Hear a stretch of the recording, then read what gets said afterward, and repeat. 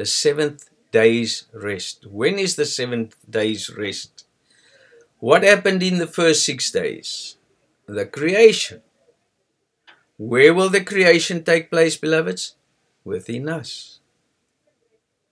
So, we are not in the first day or the first 7 days, because that creation has happened already.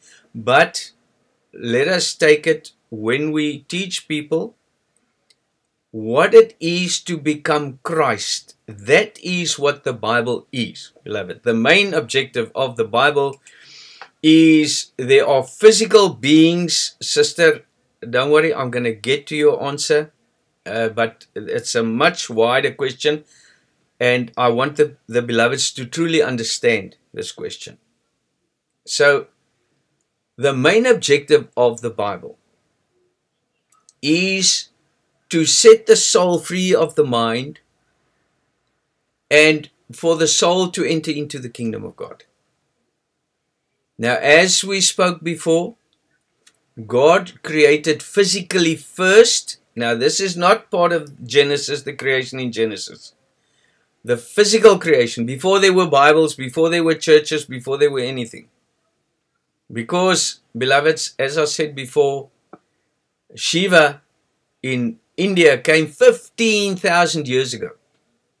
That's long before our Bible is the history of our Bible of 6,000 to 7,000 years ago. So the human being, the Homo sapiens, walked the planet from 300,000 years ago. And each and every living being has a soul. And that soul belongs to God. Now that has to go to God. And that's where the creation in the Bible begins. That's the creation, the spiritual creation within the human mind. Because there was a physical earth, obviously, otherwise we wouldn't have been there. There was a sun, there was stars, everything else was there. And all the physical things were created. But the creation in the Bible is the creation within us. So, now God created the earth and the heaven and everything within us. And now, everything works towards the rest, isn't it? Because it says, and God created this and this and this, and the seventh day rest. And he says in Hebrew, and to you there is a seventh day's rest. Now, beloved, what is rest? Rest is when you completed your work, the day or the year, and you go on holiday or leave and you rest. Now, in the Spirit, what God is teaching us is you work to overcome the flesh. You work to become light. You work to become the sun. That's why Paul says, everything I want to do, I can't do. And what I don't want to do, that I do. And we have to work in Christ. And the work this and the work that, show me your deeds and I will show you, because the deeds without the works are dead, etc., etc. To us as the apostolic members of Christ, we are the only ones that understand these things. Because when you work, you're under the law, isn't it? So now you suffer, you work. And you work while you are conquering the flesh, because you are working towards soul salvation. And that's why another thing about dogmatic religion, you work, you give your life as reasonable sacrifice 7 days a week, you're on testimony, you choir practice, you all these things, and the day you die, then you rest. That's where that comes from, Sister Waldeck. The seventh day's rest. And I know exactly what you're saying about that. That's what we believed at a stage. But to us, there is no time. Because to us, we work towards peace. Because if I am baptized with Christ, I will ascend with Christ. I'll raise from the dead with Christ. Now, when I become, beloved, when I become the light, you've overcome. You overcome the flesh. You overcome the work. Because now what you do is, again, let me rephrase that. We working towards the cross. Paul says, I die daily. Galatians 2:20, I am crucified with Christ. I live no more, but Christ now liveth in me. So we all following Christ. That's the path of dying. So I can only die. Now I'm mentioning a few different methods of the same thing, which I'll bind together now. Don't worry about it, beloveds. So now I am following the path Christ on dying, because I'm going to the cross and I'm dying, I'm conquering the flesh. Now, when I overcome the flesh, when I go to the cross, I have pain, isn't it? Because that's what they say in dogmatic religion. Now you must you must be on the cross. You don't want to be on the cross? Then you flesh. If you have flesh, you pain. You want to get out of the flesh. You want to become spiritual. You want to ascend in spirit, beloveds. So when you ascend in spirit, when you conquered the flesh, when you died and you've overcome the flesh, you become spirit. Now you are part of the kingdom of God. Do you still work? No, you don't work. You only work when you have to die, when it's a burden. You work when it's you have to go to church, you have to go to choir, you have to do this, you have to do that. And it's a burden when you have flesh, because you think with the mind, oh, now I have to do this. And the priest tell me to do this. And now I have to go to this, and I must testify this, and I must do this. Now it's work. But when you become, beloveds, there's no more flesh. You see souls. Now you rest. You rest in God. Now you testify. And you bring souls to God. But it's not a job anymore. Because you got nothing to overcome. That's the seventh day rest. When you become full. When you overcome the flesh. When everything becomes a pleasure in your life. And the only way that can happen, beloved, is to ascend. To ascend in God consciousness. To ascend in light. To ascend in wisdom, to ascend in spirit. Because when you go to the cross and you die, the flesh remains behind and you ascend. So, I hope this makes sense to you, beloved. That the death is on Golgotha. The place of the skull. And then, obviously, beloved, when you become the Son, you don't become the Son as a grown-up. That's the problem with dogmatic religion and many people that believe, oh, we make out the body of Christ. So we're the Son of God. But where am I? Am I still in the manger? Am I grown up? Am I in the temple? Am I on the cross? Am I on the right hand of Father? Did Jesus sit on the right hand of Father when he was born? No. Herod wanted to kill him. So Mary had to protect him and run to Egypt.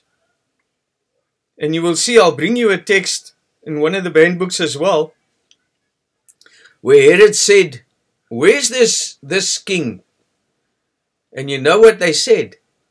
He went back to his own land. Egypt. He went back to his own land. And I want you to think about that. Because, beloved, Jesus was taken to Egypt because Herod wanted to kill him. And for the prophet to be fulfilled, that from Egypt I called my son. Now, when we dogmatically minded, we make Egypt this very evil, bad place. But isn't that where we lived under the law? Isn't that where we were slaves? Because when we were set free, when we came to this free world, when we came to the land of milk and honey, what did we do? We still cried. How many of the members left, beloveds? How many of the officers don't even want to come here? They're back in Egypt. That's where they want to be. They want to be slaves. They want to be there. It's only you that's free. And that's why Christ is formed within you. And now you understand the path of how to escape. And how to conquer the flesh. And how to die. And how to live. Because when you are raised with Christ, you become Christ, isn't it? You become heirs of God. So it's not a Jesus somewhere anymore. You become that son because now you pick up your cross, you follow God, you die on the cross, and you ascend. Because the power lies in the resurrection. Now he says in the last book of Philip, he says, didn't you say that Jesus arose in spirit? He never arose in spirit, he rose in the flesh. That's why there's 7 heavens. You rose into the one heaven, and then you will ascend to the next heaven, less flesh, more spirit. And I want the beloveds to understand this fully. The kingdom of flesh and blood cannot enter into the kingdom of God. So you die on the cross, but you still flesh. But that much flesh can't go into that heaven. So when you less flesh, you ascend into a higher heaven.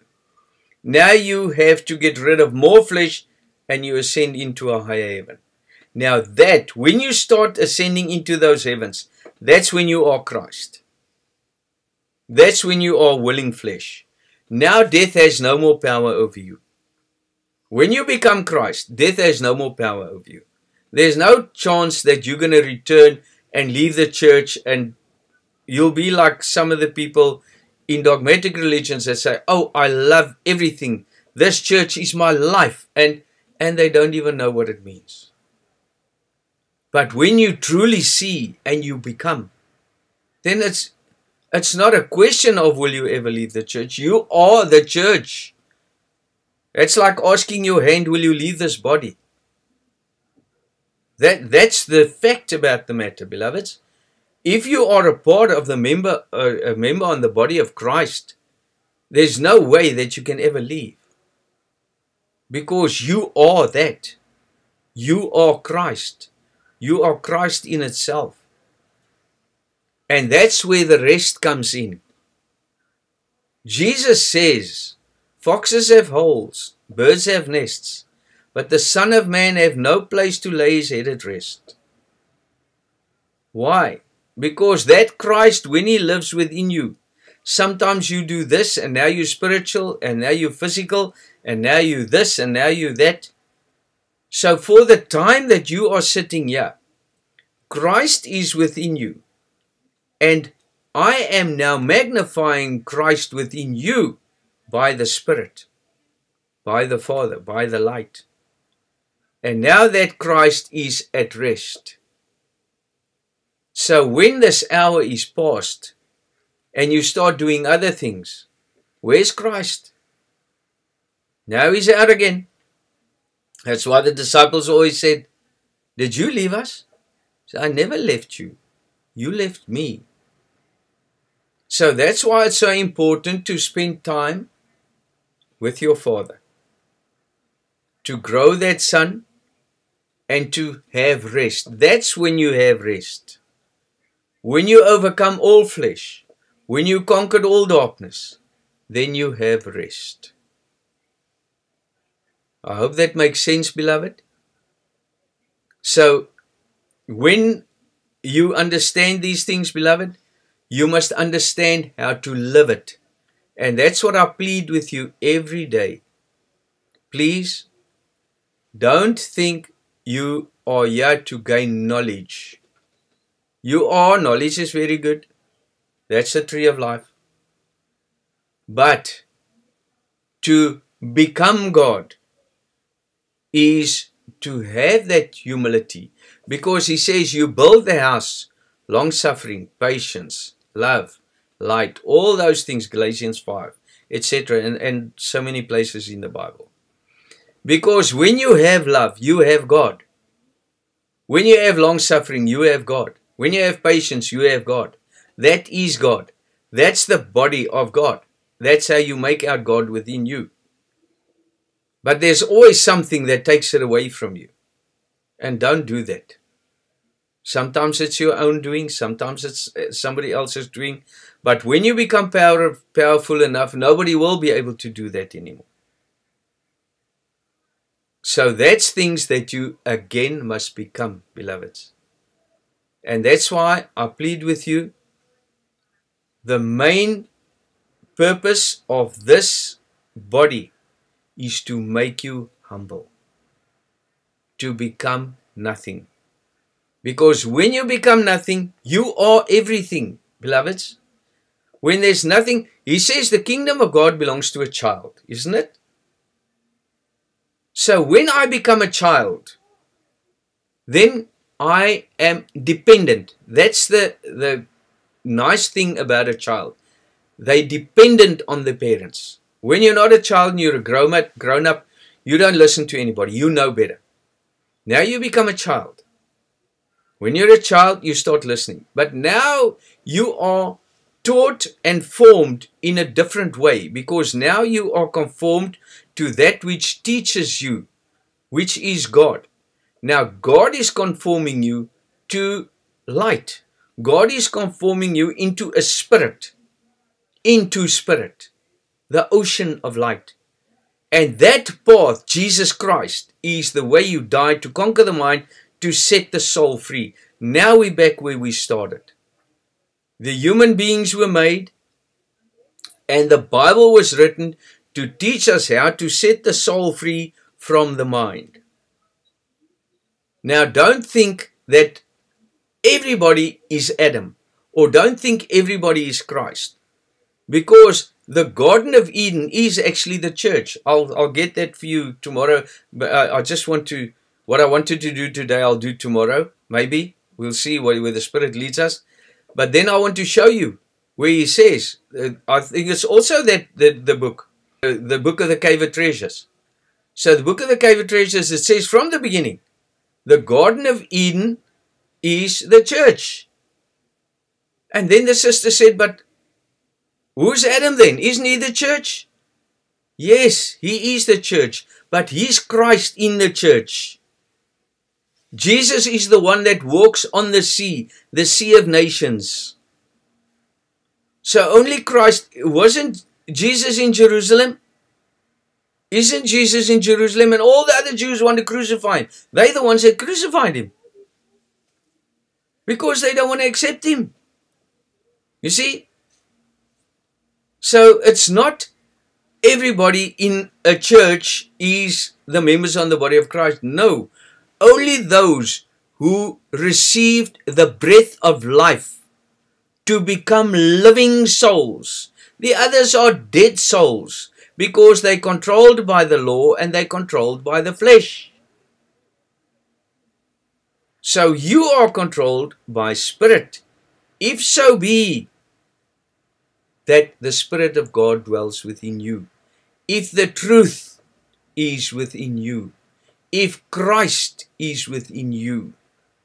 Now again, beloveds, whenever anybody says, Christ in you, Christ the body, God this, Christ the path, analyze it and meditate about it and see how it is put together.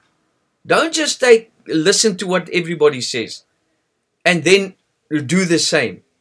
When you talk, focus and show the people that there's no Jesus Christ. Jesus Christ is the science of the soul. It's the path which leads to God. And that's work. Because, as I said, Jesus Christ isn't born a grown-up. He's born a baby. So if Jesus is born within me, Mary still has to look after the child. They have to run away to Egypt to protect the child, or they go to Jerusalem to introduce the Lord to the Lord. Yes, the Lord. Yes, Jerusalem. So when somebody is taken up into this body, they introduce to the Lord. So now they introduce to the Lord. Now the Lord will magnify the Lord. The Lord speaketh to my Lord, says David. And that's why we are that channel through whom God speaks to bring up Christ in others. So it starts with the baby, which is the Holy Spirit. The truth. The truth, I'm known, I know the truth, I'm taught the truth, and now this truth has to be magnified within me. And as the truth is magnified within me and I learn, then Christ starts taking over, because the truth, when Jesus was 12 years old, he taught in the temple. And he is in the temple, now he starts taking over. Your mother and your brothers are waiting outside. No, that's not my mother and brothers. Those who do the will of my Father. Then you change. Mary's outside. The mind is outside. It's you and Father. Now you grow up. Now you understand your responsibilities. Now you go to the cross. When you go to the cross, you go to the upper chamber. Then you go sit on the right hand of Father. Then you rest. Not when you leave the body. Then it's too late. When you leave this body, when you leave the fleshly body, when you become spiritual, that's when you will rest. I hope that answers your question, sister and beloveds. Thank you very much. We'll continue tomorrow. God bless all of you.